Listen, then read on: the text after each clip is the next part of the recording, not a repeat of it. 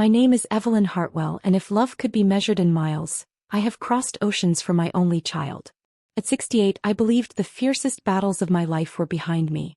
I had buried a husband too young, carried a mortgage like a stone on my back, and worked every job I could find, bookkeeper by day, seamstress by night, just to keep a roof over our heads. Those years were not glamorous. They were survival stitched together with sheer will. Every hour of overtime, every aching wrist from late-night sewing, every holiday shift when other families celebrated, I gave it all for Caleb. When he needed new shoes for school, I patched my own until the soles threatened to crumble. When he dreamed of college, I worked double shifts and sold my grandmother's silver tea set to cover tuition. When his first car broke down, I dipped into the small emergency fund I had scraped together, the one meant to fix my leaky roof, and paid the mechanic without a second thought. Sacrifice became my second language. It wasn't duty that drove me, it was love, a love so deep it felt like breathing. Caleb was the bright thread that held the worn fabric of my life together. People often told me I spoiled him. Neighbors would shake their heads when they saw the new laptop I'd saved months to buy, or when they heard I'd quietly helped with the down payment on his first house. "Evelyn," they said, "you have to let him stand on his own 2 feet." But how could I explain that a mother's heart doesn't measure balance sheets? Every penny I gave him felt like placing a brick in the foundation of his happiness. Isn't that what mothers are meant to do? Build futures even if their own walls crack? I still remember the day he married Vanessa. The church smelled of lilies and polished wood. I wore a lavender shawl I had knit myself, tiny pearls stitched along the edges like captured tears. When Caleb turned to me after the ceremony, eyes shining, I thought my chest might burst with pride. I had emptied the last of my savings to pay for part of the wedding. The flowers, the band, the photographer. But watching him smile that day made every dollar disappear from my mind. He was starting a new life and I had helped him reach it. My home bears silent witness to these years of devotion. The hallway still displays framed photos of Caleb at every stage. The gap-toothed boy clutching a spelling bee trophy, the lanky teenager in a wrinkled graduation gown, the confident young man adjusting his tie before walking Vanessa down the aisle. On my bookshelf sits a chipped wooden airplane he carved when he was 7. The paint is flaking, the propeller loose, yet I could never throw it away. On nights when loneliness creeps in like a draft, I hold that tiny plane and remember the boy who once hugged my waist and promised, "I'll always take care of you, Mom." That promise has lived inside me for decades, glowing like a lantern against the darker memories of widowhood. I lost Caleb's father, Richard, when Caleb was only 9. A sudden heart attack, no warning, no chance to say goodbye. I can still recall the weight of that silence after the doctors delivered the news, how Caleb's small hand trembled inside mine. From that day forward, it was just the two of us against the world. I told myself I would be both mother and father, protector and guide. I would keep him safe even if it meant wearing my own heart to shreds.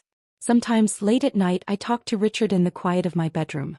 I tell him about Caleb's achievements, about the house we kept, about the holidays we managed to celebrate even when the budget screamed no. In those whispered conversations, I always add the same prayer. "Please, let our boy grow into a good man. Let him remember kindness." I believe those prayers were answered. How could they not be, when Caleb grew into a man who thanked me with soft hugs and texted goodnight messages even in college? But lately, though I tried to deny it, I sensed a change, a faint crack running beneath the surface of our bond. The visits grew shorter, the calls rushed. When I asked if he was eating well or needed anything, his replies came clipped, almost impatient. Vanessa always had a reason I couldn't come by. A sick friend, a last-minute errand, a house too messy for guests. At first I blamed myself. Perhaps I was too eager, too involved. Maybe young couples needed space and I was hovering like an old bird unwilling to leave the nest. Still, the distance gnawed at me. Love teaches you to notice tiny shifts. The hesitation before a hug, the way a voice hardens around certain words. Something was changing in my son, something I could feel but not name. Each evening, as the clock ticked in my silent living room, the emptiness pressed in like a thick fog. I would sit in my worn armchair, the one Richard and I bought decades ago, and replay memories to keep the loneliness at bay. Sometimes I would run a finger over the silver brooch Richard gave me on our 10th anniversary and whisper, "At least Caleb is happy. That's what matters." But a small, stubborn ache throbbed beneath those reassurances. A mother's intuition is rarely wrong. I didn't know it then, but the space growing between Caleb and me wasn't simply the drift of adulthood. It was the quiet prelude to a betrayal I could never have imagined. Have you ever sacrificed everything for someone only to feel them slowly slipping away? Comment below. Would you give as freely as I did, or would you hold something back? I used to measure my weeks by Caleb's visits. Every Sunday without fail he'd appear at my door carrying a bag of warm pastries from the bakery we both loved. We'd share coffee, trade stories, and laugh until dusk. Those afternoons were my treasure chest of happiness. But lately the chest felt empty. At first the changes were so small I almost missed them. A late arrival here, a rushed goodbye there. Caleb began checking his watch more than my eyes. His once eager hugs turned into quick pats on the back. Maybe work is overwhelming him, I told myself. Maybe this is just how adulthood looks. I wanted to believe that. I needed to. Vanessa, however, made belief harder. Whenever I called their home, she answered with a smooth politeness that carried a chill beneath it. "Caleb's busy right now, Evelyn," she'd say, as if my name were an inconvenience on her tongue. Invitations to dinner were met with vague excuses. Late meetings, sudden errands, mysterious illnesses that never required a doctor. I tried not to resent her. I even baked her favorite lemon tarts once, hoping a sweet gesture might thaw the frost. When I arrived unannounced, Vanessa opened the door only a few inches, keeping her body angled like a barrier. "Oh, you should have called first," she said, smiling without warmth. Behind her, I caught a flash of Caleb in the hallway. He didn't move toward me. He just lifted a hand in a half-wave, eyes darting away. The door clicked shut before I could ask why. Nights stretched long and echoing after that. I'd sit in my small living room, the clock ticking like a metronome of loneliness, replaying our conversations for hidden clues. Had I said something wrong? Pushed too hard? My mind, trained by years of motherhood to find solutions, turned inward. Perhaps I expected too much. Perhaps my devotion had become a burden. I tried to distract myself with hobbies, gardening, knitting, even the crossword puzzles Caleb once helped me solve. But each activity only sharpened the edges of his absence. The silence of my house grew heavier, a living thing pressing against the windows and doors. Then came the evening that etched itself into my memory like a scar. I called Caleb just after sunset, craving the comfort of his voice. The line rang 4 times before he picked up. "Hi, Mom," he said, flat and efficient as if answering a business call. "Caleb," I began, my heart lifting despite the tone. "I was wondering if you and Vanessa might come by this weekend. I made your favorite chicken pot pie." "Can't. Busy," he interrupted. I hesitated. "Busy every weekend?" A pause crackled through the line. "Mom, I'll call you later, okay?" The click of disconnection was louder than any shout. I sat in the dark with the phone still against my ear, listening to the phantom dial tone. Tears threatened, but I swallowed them. Crying wouldn't bridge the distance. Love had to be patient, I reminded myself. Love waits. Still, the unease coiled tighter inside me. Each time I replayed Caleb's abrupt goodbye, a quiet alarm rang in my chest. Something was wrong. Something more than the natural drift of adult children carving their own lives. I felt it in the way Vanessa's excuses never quite aligned, in the hollow timbre of Caleb's voice, in the way my calls went unanswered for days at a time. One afternoon, I decided to walk past Caleb's office building. It wasn't stalking, I told myself, just a mother's impulse to see her child's world. The city hummed with weekday energy as I waited across the street. I spotted his car parked in the underground garage, sleek and freshly washed. A thought flickered through my mind, uninvited but persistent. If I were inside that car, I'd finally know what keeps him so busy. The idea startled me. I shook it off, scolding myself for even imagining such a childish stunt. Yet the seed was planted. Back home, I brewed tea to steady my nerves. Steam curled from the cup like a question mark. Why are they pushing me away? I whispered into the empty kitchen. The kettle offered no answer. That night, I dreamed of Caleb as a little boy running through our backyard with a paper kite. In the dream, the kite string slipped from my hands. I called his name, but the wind carried him farther and farther until he vanished into the clouds. I woke with a start, heart hammering, the echo of his laughter dissolving into the dark. The next morning brought no relief. A thin winter sun filtered through the curtains, revealing dust motes dancing like tiny ghosts. I thought of the dream, of the car waiting in the garage, and of the distance stretching between us like a widening canyon. Love waits, yes, but sometimes love must act. I resolved to reach out again one more time to bridge the gap with warmth instead of worry. I baked a loaf of cinnamon bread, Caleb's childhood favorite, and placed it in a tin wrapped with a blue ribbon. But when I called to say I was dropping by, Vanessa answered and cut me off before I could finish. "Now isn't a good time," she said briskly. "Is Caleb home?" "He's tied up. We'll call you." The line went dead. I set the bread on the counter and stared at it until the ribbon blurred. In that silence, something inside me shifted. Love might wait, but it also listens, and every instinct told me their coldness wasn't just distance. It was warning. I didn't know it then, but the choice I made in that moment would set everything in motion. A mother's devotion had carried me through years of sacrifice. Now it would guide me into danger I could neither predict nor ignore. I tightened the ribbon on the bread, a small act of resolve, and whispered to the empty room, "Whatever this is, I will find out." The kettle whistled behind me, sharp and urgent, like an alarm I could no longer pretend not to hear. For weeks, I carried the ache of Caleb's distance like a hidden bruise.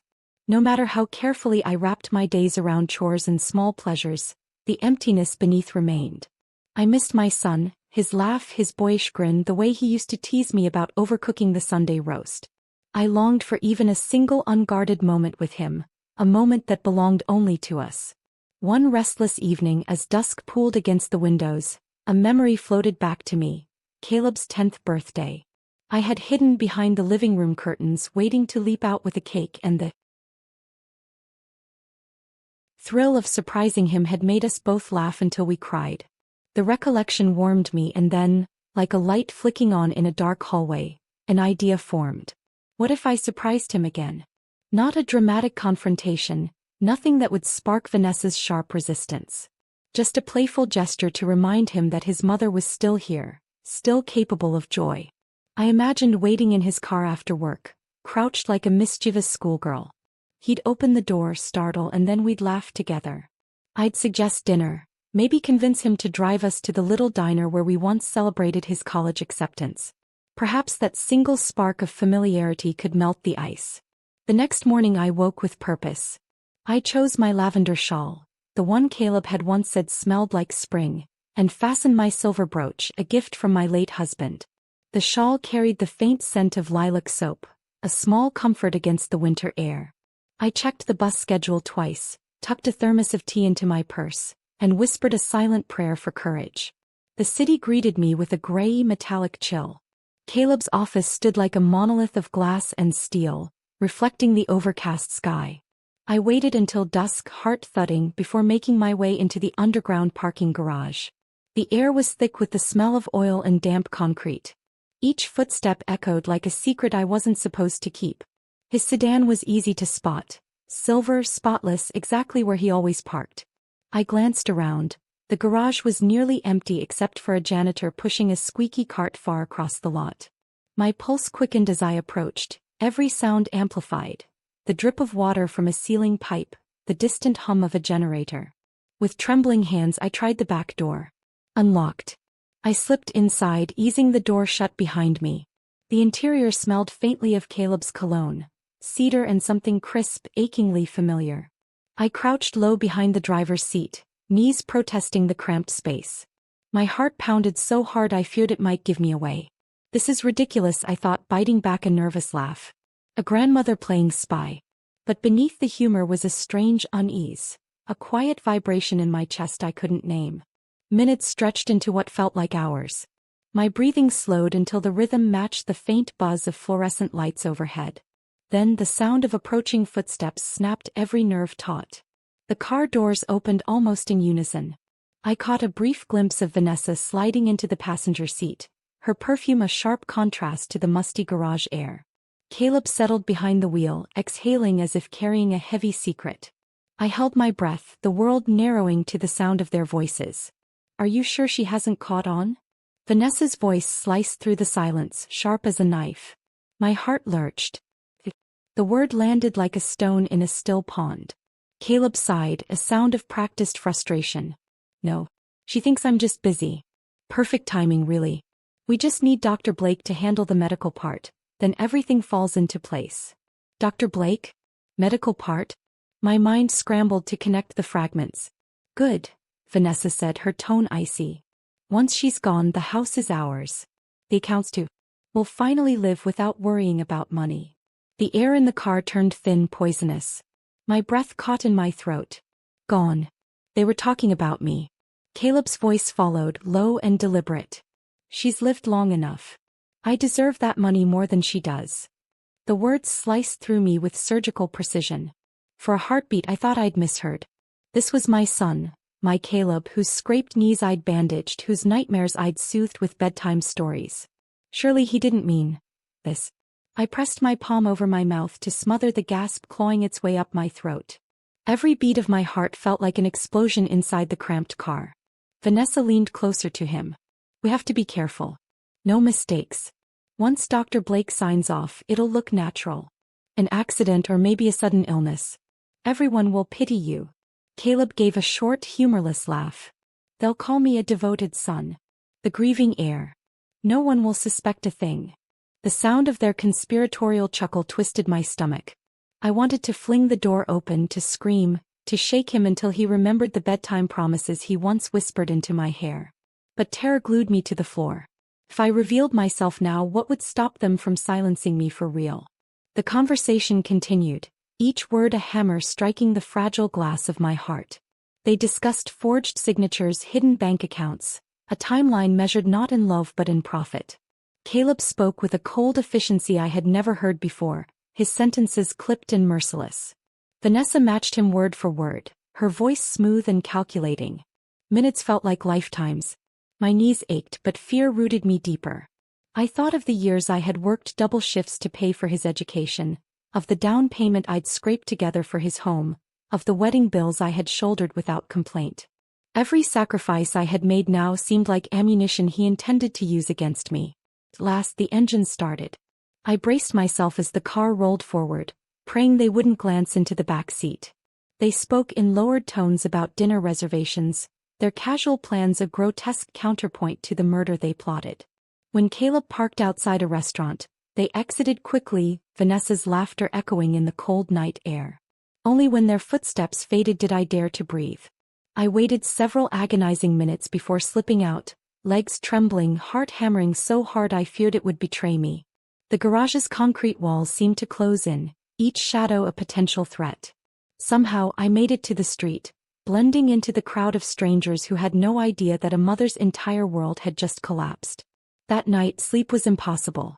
I sat in my dim living room, their words replaying on a relentless loop. She's lived long enough. My son's voice, calm and calculating, was a dagger I could not remove.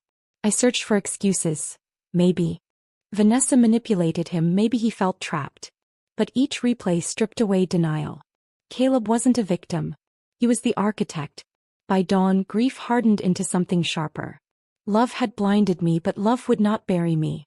If my own flesh and blood saw me as weak, they were about to learn how wrong they were. The night after I overheard Caleb's plan was the longest of my life. Sleep never came. Instead, I sat in the dim glow of a single lamp, listening to the old clock tick like a metronome of doom. Each tick felt like a countdown to a death my own child had scheduled. I replayed every word they had spoken in that car, hoping I had misheard, but the dialogue was burned into my mind with cruel clarity.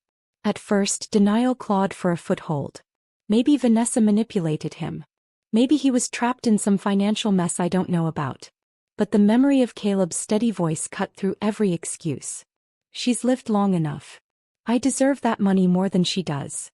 Those were not the words of a man coerced. They were the words of a planner. Grief came next, a tidal wave that left me shivering in its cold retreat. I thought of the years I had worked double shifts to fund his schooling, of every birthday cake baked from scratch, of every late-night phone call when he was in college and needed comfort. The love I had poured into him now felt like fuel for the fire he meant to ignite. Fear followed grief like a shadow. If he was willing to kill me for money, what would he do if he discovered I knew? My house, once a sanctuary, suddenly felt like a trap. The creak of a floorboard became an omen. I kept every light on until dawn. But by morning, fear hardened into something sharper. Love had made me blind, but it would not make me a victim. If Caleb and Vanessa wanted a game of deception, then I would play. but by my rules. I needed proof strong enough to shatter their mask before they could strike. I thought of Miriam Stone, my childhood friend. Miriam and I had shared everything from jump ropes to heartbreaks. If anyone could believe the unbelievable, it was her. My fingers trembled as I dialed her number, the familiar ring somehow terrifying. She answered on the second ring. "Evelyn. It's early, are you all right?" The words tumbled out before I could second-guess them. The garage, the car, the conversation about Dr. Blake, the forged documents. I braced for disbelief. Instead, her voice turned steel. "I believe you. And we're not going to the police yet. We need evidence first, hard, undeniable evidence. If we tip our hand too soon, they'll cover their tracks." Relief washed over me, mingled with new determination. Miriam had always been the sharper blade between us, and now her clarity was my lifeline. "Listen," she continued, "I know someone who can help. But first we start small. Recordings. Documents. Anything that proves intent. We'll get it all before they suspect a thing." I exhaled for what felt like the first time in hours. I wasn't alone anymore. The next afternoon, Miriam arrived at my door carrying a small canvas tote. From it she pulled a handful of tiny voice recorders no bigger than a lipstick tube. Their metallic sheen caught the light like secret weapons. "We'll start with these," she said, handing me one. "Hide them where Caleb and Vanessa can't suspect. Picture frames, lamp bases, even inside a couch cushion." I turned the recorder over in my palm, feeling both ridiculous and empowered. I can't believe I'm spying on my own son. Miriam's eyes softened, but her tone remained firm. "You're protecting yourself, Evelyn. There's a difference." We spent the afternoon rehearsing where to place each device. She coached me on maintaining normal conversation while secretly recording. "Think of it as gathering pieces of a puzzle," she explained. "We don't confront until the picture is complete." That weekend I invited Caleb and Vanessa for tea, masking my dread with forced warmth. Vanessa arrived in a tailored coat that smelled faintly of expensive perfume, her smile a perfect counterfeit. Caleb followed, phone in hand, eyes already scanning for an exit. As they settled into the living room, I excused myself to the kitchen. With a heart hammering like a trapped bird, I slipped a recorder behind the family photo on the mantel. My fingers shook so badly I nearly dropped it. Back at the table, I forced conversation about weather and neighborhood gossip. Vanessa offered clipped replies. Caleb barely looked up from his phone. Their casual indifference stung, but I clung to Miriam's plan. Every second of polite small talk was another thread in the net we were weaving. When they finally left, Miriam emerged from the hallway where she'd been waiting out of sight. She pressed a reassuring hand to my shoulder. "First step's done. We'll check the recordings tonight." That evening, as we huddled over her laptop, static gave way to voices, clear, cold, and unmistakably theirs. They spoke of timelines, of Dr. Blake's schedule, of finalizing the paperwork. Each phrase was a nail in their own coffin. It was a victory but also a fresh wound. Hearing Caleb's voice, my baby's voice, discussing my death with clinical precision made my stomach turn. Miriam squeezed my hand. "Stay focused. We're building a case, Evelyn. One day soon this will save your life." A week later, Miriam introduced me to Sophia Grant, a young investigative journalist known for exposing elder fraud schemes. We met at a quiet corner table in a small coffee shop. The air smelled of roasted beans and rain-damp coats. I clutched my lavender shawl around my shoulders as though it could shield me from the enormity of what I was about to share. Sophia listened without interruption, her pen scratching across a small leather notebook. Her eyes, bright and calculating, held none of the disbelief I feared. "This isn't just a family dispute," she said finally. "It's a textbook case of financial exploitation. If we expose it, we could prevent this from happening to others." The thought of strangers knowing my private humiliation made my stomach tighten. "I don't want a spectacle," I whispered. "You want justice," Sophia countered gently. "And protection. My work can give you both." Miriam nodded in agreement. "Sophia has contacts, legal experts, trustworthy officers. If we build this right, they'll have no escape." Sophia leaned forward. "Here's the plan. Keep gathering recordings and financial documents. I'll start a quiet background check on Dr. Blake and Vanessa's finances. We'll meet weekly. No emails, no texts, only in person. Her professionalism steadied me. For the first time since that night in the car, I felt the faint outline of control returning. As we parted, Sophia's final words stayed with me. They think you're alone. Let's keep it that way for now. Over the next month, our quiet campaign unfolded like a carefully choreographed dance. Every visit to Caleb's house became a mission. I smiled through family dinners while sliding tiny recorders under couch cushions.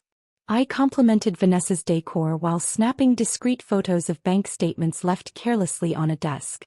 Each success brought both triumph and heartbreak. One rainy afternoon, a recorder captured the conversation that stripped away my last shred of hope.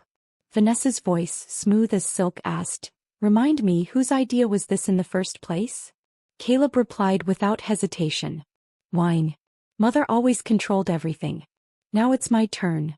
The words landed like a hammer. For weeks I had clung to the fantasy that Vanessa was the puppeteer and Caleb merely her puppet. That fragile excuse shattered in an instant. My son, the boy who once built sandcastles at my feet, was the architect of my death. I staggered back from the playback, gripping the edge of Miriam's kitchen counter. Miriam caught my arm. "Evelyn, breathe. This is what we needed. Proof. It's horrible, but it's also our strongest weapon." Sophia wasted no time. "This recording is gold. Combined with the bank withdrawals and Dr. Blake's payments, it's enough to involve authorities when the moment is right." Her investigation uncovered even more. Forged documents, hidden transfers, and a mysterious new beneficiary named in a draft will, Vanessa's brother. The conspiracy was wider and colder than I had imagined. Each revelation hurt, but each also strengthened my resolve. If Caleb believed my love made me blind, he was about to learn that it made me sharper than ever. The folder lay on Sophia's table like a live wire. She slid it toward me with a gloved hand, her voice low. "This is a preliminary copy of the will your attorney was supposed to hold in confidence. Someone accessed it, made changes, and left a paper trail sloppy enough for me to follow." My stomach tightened. I opened the folder and saw my name at the top in the same elegant font I'd approved years ago. But beneath it, the words were foreign and cruel. My estate, my house, savings, and even my grandmother's antique jewelry, was now designated for future family needs, with Vanessa's brother listed as the secondary beneficiary should Caleb be unable to assume responsibility. I stared at the signature. It looked like mine. The looping E of Evelyn, the slight lean of the W. Perfect, except for one tiny detail only I would notice: the ink shade. I always used a deep blue pen gifted by Miriam decades ago. The signature here was a harsh black. "They forged it," I whispered. Sophia nodded. "We can confirm with handwriting experts, but yes." "And the date on the document?" 2 weeks before Caleb invited you to dinner." The room tilted. The betrayal I thought I'd already accepted deepened into something darker. "They planned every step," I murmured. "Even before I overheard them." Miriam placed a steady hand over mine. "This is exactly the evidence we need. But we wait until the trap is fully sprung." Sophia leaned forward. "They believe the will is secure. That arrogance is our weapon. Don't confront them yet. Let them think you're still in the dark." I nodded, though every muscle screamed to storm into Caleb's house and tear the lies apart. Patience was the cruelest strategy, but the only one that would keep me alive. The next phase of the plan felt like stepping into a role I never auditioned for. Miriam called it controlled disappearance. Sophia called it narrative leverage. I called it madness, but I agreed. "If they think you've died unexpectedly," Sophia explained, "they'll rush to claim the assets. Their actions will confirm intent beyond doubt." We rehearsed every detail. First, a medical leave from the senior center where I volunteered. Second, a scheduled checkup, with a sympathetic doctor who agreed to mark my file with ambiguous notes. Finally, a week-long retreat to Miriam's cousin's cabin 3 hours away, remote enough to keep me hidden but close enough for quick response. On the morning of my departure, I left my house pristine but staged, half-finished knitting on the couch, an open recipe book on the kitchen counter, my favorite teacup resting beside a still-warm kettle. The goal was to suggest sudden illness, not premeditation. Driving away, I glanced at the rearview mirror. My home looked small and defenseless under the gray sky, like a lamb awaiting wolves. My heart ached, but resolve anchored me. This was not running. This was war. The cabin smelled of pine and old wood. Miriam stocked it with groceries and a small generator. No phones, she reminded me. Sophia will handle updates. That first night, silence pressed against the windows like a living thing. I wrapped myself in a quilt and thought of Caleb. Was he pacing the living room pretending to worry? Or already celebrating? The answer arrived sooner than I expected. 2 days later, Sophia drove up the muddy path, headlights slicing through the dusk. She burst through the door, phone in hand. "They've filed a claim," she said, breathless. "Caleb reported you missing and submitted the forged will to the probate office."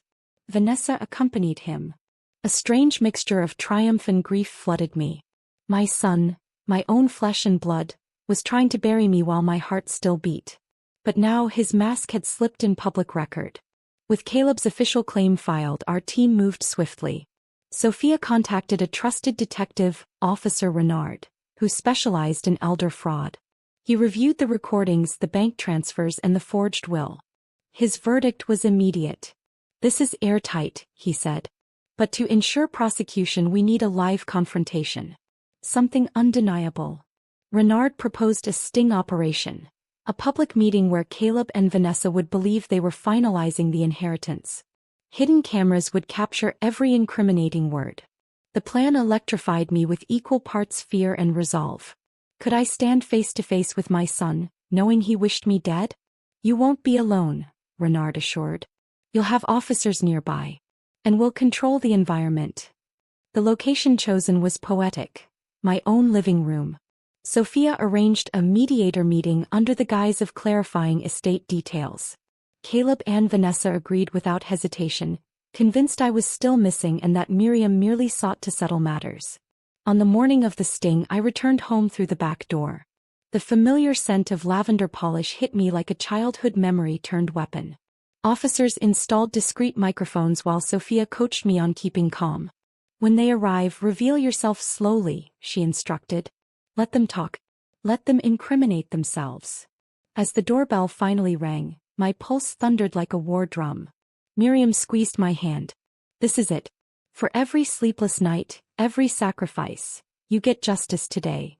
The door opened and Caleb stepped inside, Vanessa close behind. They were dressed as if for victory. Caleb in a crisp charcoal suit, Vanessa in a pale silk blouse that caught the light like a dagger. Their confident smiles faltered the instant they saw me standing alive in the center of the room.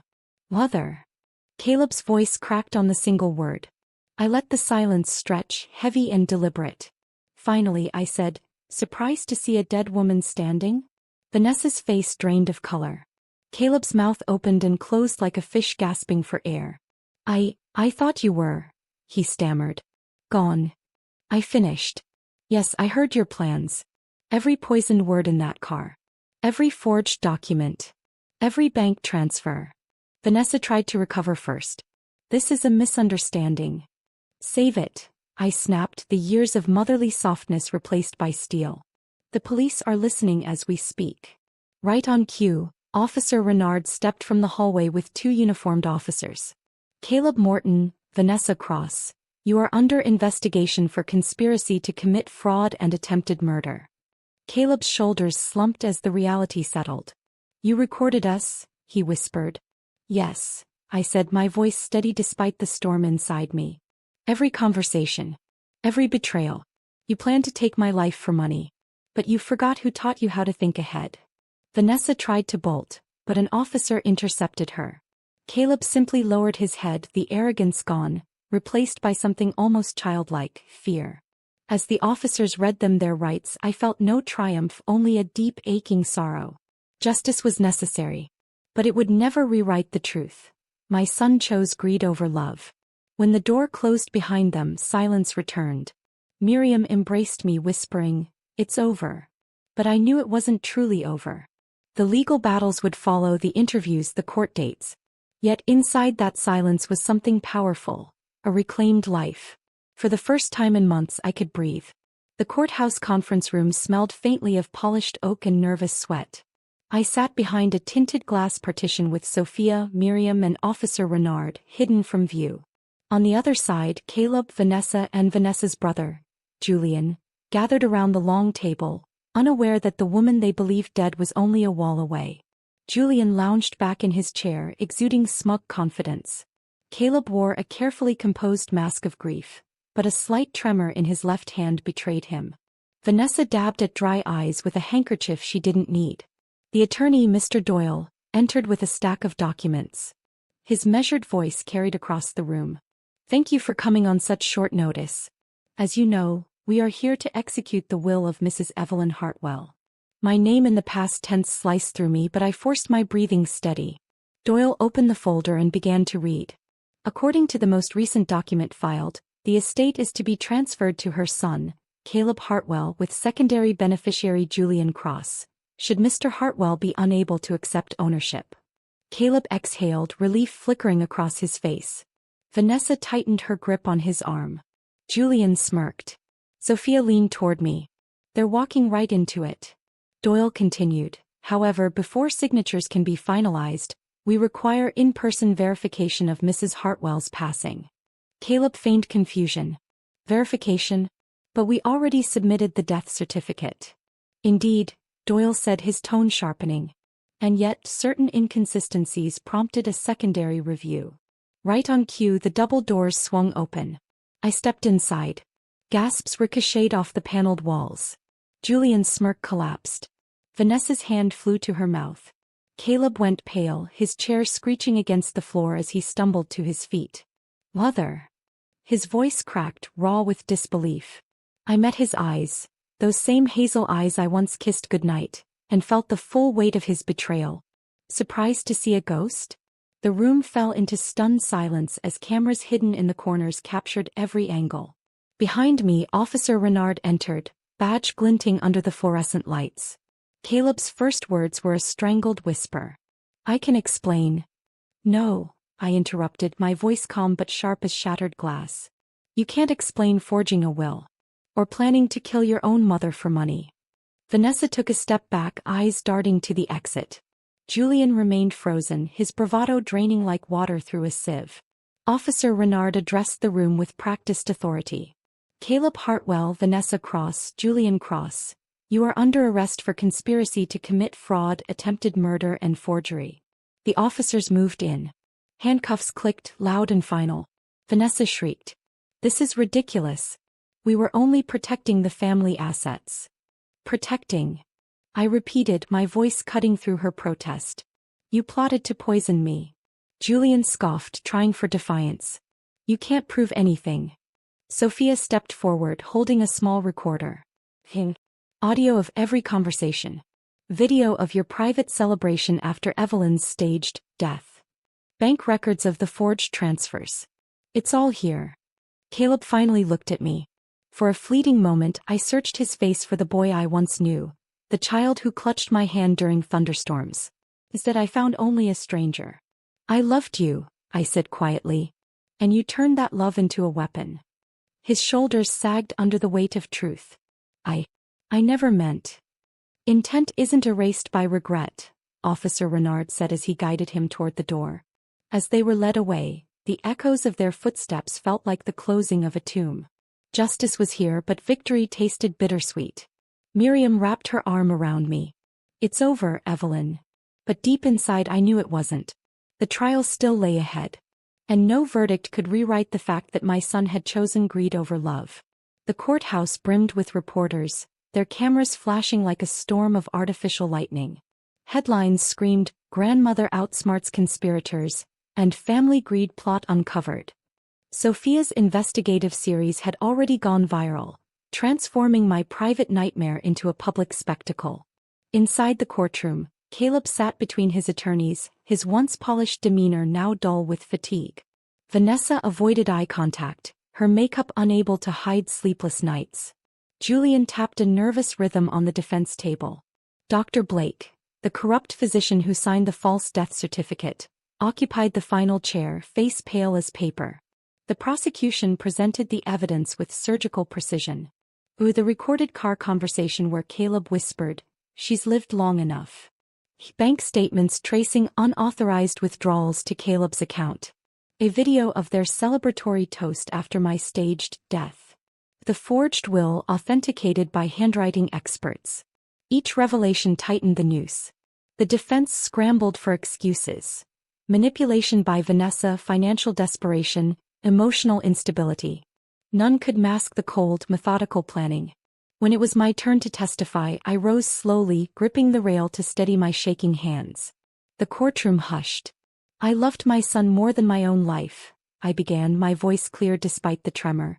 I worked double shifts, sold heirlooms, and sacrificed every comfort so he could have a better future. And he repaid that love by plotting my death. I paused, letting the silence stretch until it became a living thing. This case is not just about money. It's about the quiet epidemic of elder abuse, the belief that age makes us disposable.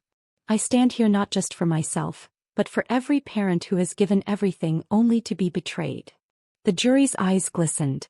Even the judge's expression softened. After days of testimony, the verdict arrived like a hammer strike. Guilty on all counts. Caleb lowered his head as the sentence was read. 25 years in federal prison for conspiracy and attempted murder. Vanessa received 15. Julian 10. Dr. Blake lost his medical license and faced 5 years for fraud. I felt no triumph, only a solemn release, as if a door to a long, dark corridor had finally swung shut. Months later, I stood in the soft morning light of my new home, a small but sunlit cottage on the outskirts of Maplewood, just 5 minutes from Miriam's house. The air smelled of wild jasmine and freshly cut grass. For the first time in years, peace felt tangible. I sold my old property, too haunted by memories to keep. The proceeds went partly to legal fees and partly to charities supporting single mothers and elderly victims of fraud. Each donation felt like a stitch in a wound that would never fully heal, but it was a start. Sophia visited often, her eyes sparkling with the relentless drive of a journalist. "Your story is changing laws," she told me one afternoon. "State legislators are drafting stronger protections for seniors. People are paying attention." I smiled, grateful but humbled. If my pain can protect someone else, it's worth sharing. Yet healing wasn't linear. Some nights I still woke to echoes of Caleb's voice, "She's lived long enough." Other nights I remembered the child he once was, laughing in the yard, asking for bedtime stories. Those memories cut deepest. Miriam became my anchor. We spent quiet evenings knitting, sipping tea, and watching the sun dip below the horizon. "Resilience isn't forgetting," she reminded me. "It's choosing to live fully despite the scars." On a warm spring morning, I visited the community center where I once volunteered. Children's laughter filled the air. As I joined a group of widows for a gardening project, a sense of belonging wrapped around me like sunlight. Looking out over the blooming beds of marigolds, I whispered a silent vow. Never again will I underestimate my strength, or the quiet power of love betrayed. My life had been threatened, my trust shattered, but my spirit remained unbroken. I was not just a survivor. I was Evelyn Hartwell, proof that a grandmother's will to live, to fight, and to rise again can outshine even the darkest betrayal.